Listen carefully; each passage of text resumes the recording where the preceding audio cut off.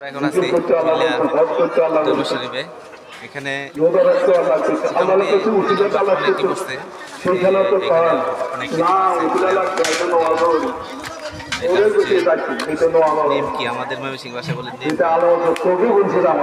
আরেকটা আছে এটা হচ্ছে নিমকি, আপনারা নিলে আসতে পারেন।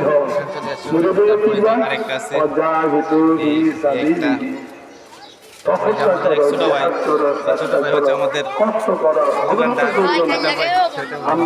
তারপরে এই যে আরেকটা আছে, এটার নাম কি?